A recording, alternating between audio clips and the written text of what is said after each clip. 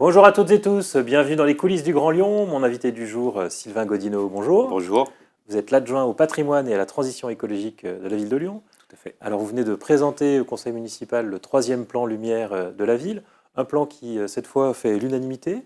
Tous les groupes l'ont voté, ça veut dire que vos prédécesseurs, dans lesquels vous vous inscrivez dans la continuité, étaient dans le vrai sur ce sujet? Effectivement, on a gardé les grandes orientations, on va dire deux des trois grandes orientations. La première orientation, c'était chercher à faire en sorte que la ville soit toujours plus belle. Donc c'est l'axe qualité qu'on a mis en avant dans ce troisième plan lumière, à améliorer toujours la qualité de la lumière la nuit à Lyon. Parce qu'on a vu que dans les ateliers de bilan du deuxième plan lumière qu'on a mené pendant les 2 dernières années, on a vu qu'il y avait un très fort attachement au paysage nocturne, en fait, qui est devenu une forme de bien commun pour la population et pour les acteurs qui vivent la nuit. Donc qualité qui était le premier axe. Et puis c'est un peu une découverte pour vous en arrivant aux manettes de la ville. Je veux dire, quand vous étiez dans l'opposition, vous souhaitiez un peu tout éteindre pour préserver les paysages la nuit. Finalement, vous souhaitez garder un peu de lumière. Alors, c'est toujours une question de compromis. Donc, le deuxième axe, c'est justement le travail sur la sobriété. Donc, c'est comment on tient mieux compte de la biodiversité et de la qualité de sommeil des Lyonnaises et des Lyonnais, puisqu'on a beaucoup plus de travaux maintenant qui montrent que la pollution lumineuse est néfaste pour le sommeil et fatigue beaucoup le vivant, on va dire, de manière générale. Donc, on poursuit sur cet axe de réduction de la pollution lumineuse. Donc on a appelé ça axe sobriété, qui est un peu dans la prolongation de ce que le deuxième plan lumière avait intégré avec un axe économie d'énergie, développement durable qui était déjà présent. Là, on va plus loin en intégrant ce volet biodiversité. Donc ce n'est pas juste pour faire des économies, mais c'est aussi pour tenir compte de la protection du vivant. Sur les 2 premiers plans lumière, là, on a réussi déjà à diviser la consommation d'électricité par 2 entre 2000 et 2020. Et l'idée, c'est de nous inscrire dans cette continuité et d'aller chercher encore plus d'économies d'énergie. L'objectif, c'est divisé par 4 d'ici 2050. D'ici 2050, voilà. C'est-à-dire qu'il n'y a pas de possibilité de faire mieux ou plus vite. En fait, la lumière, c'est des investissements. L'éclairage public des rues, c'est des gros investissements. Il faut du temps pour les réaliser. Donc, on va rénover progressivement notre éclairage au cours des prochains mandats. Est-ce qu'il faut aller plus vite? C'est toujours une question de priorité. On n'a pas que ces travaux-là à faire. Il y a aussi la rénovation des bâtiments. Donc, c'est une question d'équilibre entre les différents travaux que la ville veut poursuivre.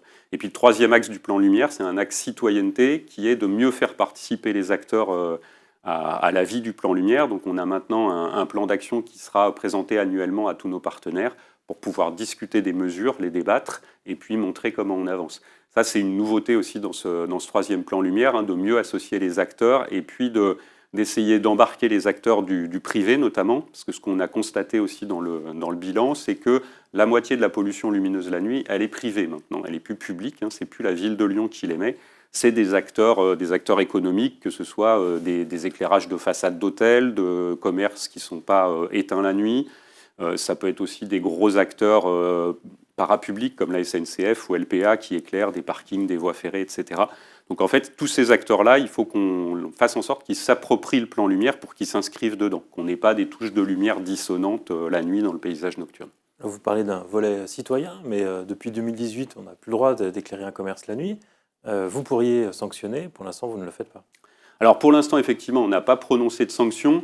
La lumière, elle a quand même beaucoup bougé, même après l'arrêté de 2018, parce que depuis, il y a le règlement local de publicité intercommunale qui est discuté au Grand Lyon, qui va changer aussi le cadre. Et puis, il y a eu un autre arrêté qui fait que maintenant, les abribus vont devoir s'éteindre aussi la nuit. Donc je pense qu'on a d'abord un travail de pédagogie à faire avec les acteurs du privé pour leur dire, aujourd'hui, les règles, c'est ça. Et on vous demande évidemment de les respecter, voire de les dépasser pour un certain nombre d'acteurs. C'est ce qu'on a fait avec le plan de sobriété qu'on a mis en place cet hiver. La charte sobriété des commerçants les incite à éteindre dès la fermeture du magasin, plutôt que d'attendre 1h du matin si leur vitrine n'a pas de caractère essentiel. Mais vous croyez plus en l'incitation qu'en la sanction, alors qu'il y a une règle qui a été adoptée depuis 5 ans et qui n'est toujours pas en vigueur? Oui, mais on peut pas commencer par taper sur les commerçants en disant vous n'avez pas suivi telle règle. De la réglementation, on en a beaucoup en France. Donc la première chose, c'est quand même de présager de la bonne foi de chacun et de faire un rappel à la règle pour dire là, on vous donne un délai pour vous mettre en règle. il peut y avoir sanction, évidemment, pour des acteurs qui nous diraient « moi, je m'en contrefiche de la réglementation et je n'ai pas l'intention de la respecter ». Là, dans ces cas-là, évidemment, on ira à l'amende. Ça me paraît normal qu'on fasse notre travail de rappeler la loi. Maintenant, ce n'est pas la démarche qu'on va mettre en avant. Alors, un mot sur cette unanimité au conseil municipal, c'est quand même pas si fréquent. Est-ce que vous vous dites, finalement, c'est qu'on a manqué d'ambition ou que vous avez réussi à convaincre vos opposants? Moi, je suis bien sûr sur le deuxième axe. Je pense que le plan Lumière est ambitieux. Là, on va travailler, on va continuer à développer des efforts pour mieux piloter notre réseau, pour pouvoir aller vers plus de variabilité, plus de souplesse dans la gestion et de l'éclairage public et des illuminations des monuments. On a un objectif, on l'a vu, de baisse de consommation qui est ambitieux aussi. On veut associer les acteurs et ça, c'est aussi une nouveauté. Donc je pense que l'ambition, elle est là. Je pense surtout que en fait, les sujets qu'on traite dans ce plan Lumière, ils sont aujourd'hui consensuels. C'est-à-dire qu'il n'y a plus ce tabou de dire la moindre lumière en moins, c'est l'insécurité qui explose. On sait tous que ce n'est pas vrai du tout. Cet hiver, il y a des très très grandes villes qui se sont mises à éteindre leur éclairage public. Je pense à Bordeaux notamment, Strasbourg, etc. On voit que ça ne génère pas de problèmes supplémentaires si c'est bien accompagné. Donc moi, je pense qu'il y a un consensus pour aller vers une lumière moins importante et mieux distribuée. Alors justement, c'est intéressant que vous parliez de Bordeaux, parce que vous avez fait une expérimentation cet hiver à Lyon Tout à fait. d'éteindre l'éclairage public. On se souvient des polémiques que ça a suscité au conseil municipal. S'il y a l'unanimité sur ce plan Lumière, c'est parce que là-dessus, vous avez renoncé. Non, alors, on n'a pas dit qu'on renonçait à l'extinction. En fait, l'expérimentation, elle a montré qu'on n'avait pas la souplesse de réseau pour éteindre correctement. On a su éteindre 20% du territoire lyonnais, parce que le reste, on va dire la périphérie hors hypercentre, elle est connectée aussi au réseau des communes voisines, donc on ne pouvait pas perturber leur éclairage public la nuit. Aujourd'hui, on a un système qui est peu pilotable, qui nous amène à éteindre là où ça devrait rester le plus allumé, c'est-à-dire l'hypercentre, là où la ville vit le plus fort la nuit. Donc il faut qu'on aille vers un système plus souple qui nous permette d'éteindre dans les endroits où il n'y a pas d'activité nocturne et de laisser allumer là où il y en a. Aujourd'hui, on a buté sur des limites techno qui sont que notre éclairage n'est pas pilotable suffisamment, donc ça fait partie des investissements qu'on doit mettre en place. Il y a d'autres villes, Bordeaux c'est un exemple intéressant, parce que Bordeaux, ils éteignent 55% de leur territoire, donc ils ont su faire ce travail déjà de pilotage plus fin du réseau pour dire il y a des axes qui restent éclairés, il y a des quartiers qui restent éclairés, et puis dans les zones plus résidentielles, on peut se permettre d'éteindre la nuit. Mais pourquoi ne pas s'appuyer sur cette expérience? Puisque selon le bilan que vous aviez fait, pourtant c'était vraiment une extinction très limitée, quelques jours par semaine, de 2h30 à 4h du matin. On l'a dit essentiellement sur le centre-ville. Ça vous avait permis d'économiser, selon vos chiffres, 130 000 kWh, 40 000 euros en 3 mois. C'était peut-être déjà pas si mal. Pourquoi pas continuer ça? Parce qu'aujourd'hui, le dispositif, il n'est pas lisible pour les habitants. Il n'est pas lisible. Quand vous remontiez les quais du Rhône, vous passiez en jour-nuit, 5 fois sur 1 kilomètre. C'est-à-dire qu'il y avait des effets de frontière entre la zone éteinte et la zone allumée qui étaient vraiment incompréhensibles. Et voilà, on n'a pas souhaité pérenniser ce système-là parce qu'il n'était pas suffisamment lisible pour les Lyonnaises et les Lyonnais.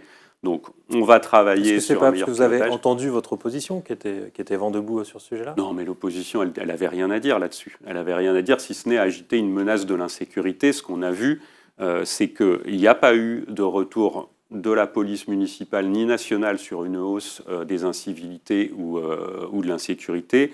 Il n'y a pas eu de retour de la part des hôpitaux et des pompiers sur une hausse de l'accidentologie. Les services de secours et d'urgence ont su gérer l'extinction. Donc on est au contraire très confiant sur la possibilité de déployer plus largement. Un mot avant de finir sur le prochain conseil municipal. Au mois de juin, vous allez porter délibération sur Lyon 2030 avec l'objectif de neutralité carbone, mais pas seulement que de la ville, de l'ensemble des acteurs de la ville. Neutralité carbone en 2030, on n'y arrivera pas. En fait, l'enjeu, c'est pas de se dire est-ce qu'on y arrive, est-ce qu'on n'y arrive pas. L'enjeu, c'est de se dire comment on se met tous alignés pour accélérer, pour baisser plus rapidement nos émissions. Aujourd'hui, on voit bien que c'est pas la ville de Lyon toute seule sur son territoire qui va faire la différence. Nous, la ville de Lyon pèse 5% des émissions du territoire. L'essentiel, c'est les émissions des ménages dans leur logement et dans leur transport, c'est les émissions des entreprises. Donc l'enjeu de Lyon 2030, c'est d'embarquer tout le monde pour dire on doit tous contribuer et on doit tous en faire plus, parce qu'aujourd'hui, on sait qu'on n'est pas au bon rythme. Et c'est le débat qu'on a en ce moment au niveau national avec le rapport Pisani-Ferry qui est sorti de France Stratégie pour dire la France ne va pas à la bonne vitesse de réduction de ses émissions, elle doit investir plus. On doit augmenter de moitié les dépenses pour le climat si on veut être dans une trajectoire qui soit climat compatible.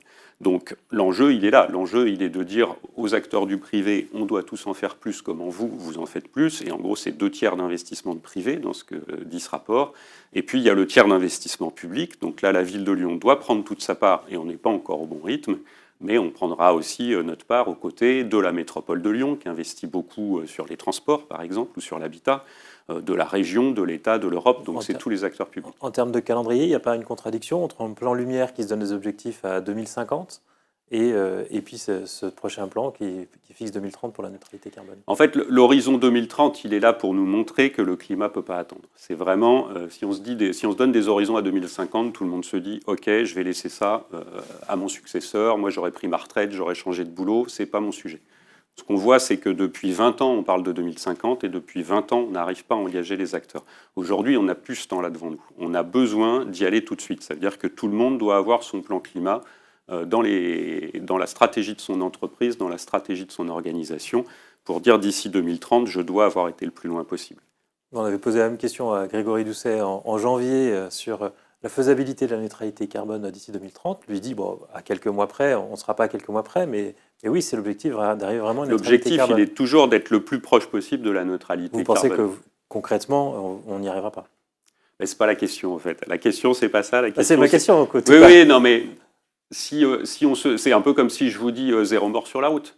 Est-ce qu'il faut renoncer à zéro mort sur la route?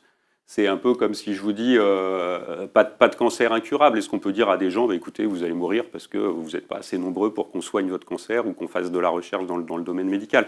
C'est-à-dire c'est un peu le zéro enfant à la rue. On n'est pas à zéro enfant à la rue. L'objectif, ça reste quand même zéro enfant à la rue. On ne va pas dire à des familles, vous êtes dans notre quota de 200 enfants à la rue, tout va bien, restez dehors.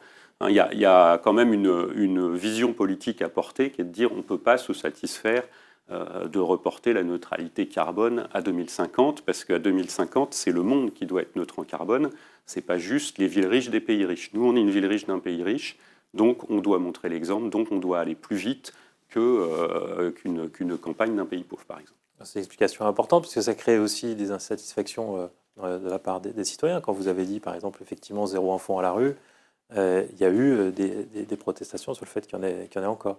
Vous assumez de dire fixer des objectifs que de toute façon qui sont inatteignables en réalité. Oui, alors la question c'est pas tellement ça. La question c'est qu'avant il n'y avait pas d'objectif et avant on se faisait à l'idée de laisser des gens dehors, voire on les chassait dans les périphéries de la ville pour ne pas les voir. Aujourd'hui on assume qu'on doit s'en occuper. Et je pense qu'on a quand même fait un gros progrès là-dessus en disant il y a des objectifs. C'est comme le zéro pauvreté. On ne peut pas accepter qu'il y ait des gens qui vivent dans la misère aujourd'hui, vu la richesse de la société française. Donc il y a des objectifs qui sont très durs à tenir, et pour autant, ça doit rester nos objectifs. Un dernier mot avant de vous laisser. Vous avez été nommé référent avec le pacte de la transition de Lyon. On avait reçu Geneviève Brichet sur ce plateau il y a quelques semaines. Alors ils ont fait le bilan de vos 3 premières années, avec 3 couleurs. Il y a pas mal de vert, il y a encore beaucoup d'orange et de rouge. Alors, si on prend leur bilan, notamment, vous n'allez pas assez vite sur le logiciel libre, sur le tri des déchets, sur la prolifération des grandes surfaces, surtout sur la question de la démocratie participative. Vous avez plusieurs cartons rouges qui vous sont adressés. Pour vous, ce bilan, c'est un vrai baromètre de votre action? Alors, ce bilan, il est intéressant d'abord parce que c'est une démarche citoyenne. C'est une démarche qui réunit une cinquantaine d'organisations, d'associations, sur 32 questions qui sont assez diversifiées, c'est-à-dire qu'on a de la transition écologique au sens environnemental, mais on a aussi le volet démocratique et les enjeux sociaux. Donc on a trouvé cette approche très intéressante et donc on s'est engagé à y participer tout le mandat. Aujourd'hui, moi, ce que je retiens du bilan qui a été fait là pour le printemps 2023, c'est qu'on a quand même une belle progression, puisqu'on a une douzaine de mesures qui sont sur les 32 qui sont montées d'une catégorie, soit du orange au vert, soit du rouge au orange. Donc on voit bien que la dynamique est lancée et que ça s'améliore. Il y a encore du rouge. Alors, pour aller vite sur le rouge, il y a du rouge qu'on conteste, c'est-à-dire que sur certaines mesures, je pense à la mesure sur la rénovation de l'habitat ou sur la préservation des terres agricoles, on est clairement en désaccord avec le pacte, c'est-à-dire que dans les échanges d'informations, on n'a peut-être pas suffisamment transmis d'informations pour leur montrer ce que faisait la collectivité. Mais là, en gros, comme c'est des mesures qui sont pilotées par la métropole, je pense que le pacte n'a pas pris le temps d'aller chercher les informations. Et puis sur la démocratie, c'est plutôt un désaccord d'outils, de méthodes, c'est-à-dire que le pacte valorise très très haut la conférence citoyenne des citoyens, comme celle pour le climat. Et nous, c'est un outil qu'on n'a pas souhaité utiliser. Et donc, ils nous disent que c'est le seul outil qui permette une représentation totale de la société. Donc, c'est le seul à utiliser. Donc, on considère que ce n'est pas possible de faire une convention citoyenne sur chaque sujet qui serait un sujet avec lequel on veut échanger avec la population. Et donc, il n'y aurait pas d'amélioration sur ce plan-là. Ah bah, j'espère qu'il y aura une amélioration. J'espère surtout qu'on va montrer au pacte que nos outils de démocratie fonctionnent et qu'il y a un progrès par rapport à la situation précédente. Sylvain Gaudinot, je vous remercie. Et puis moi, je vous dis à demain pour une nouvelle émission des coulisses du Grand Lyon.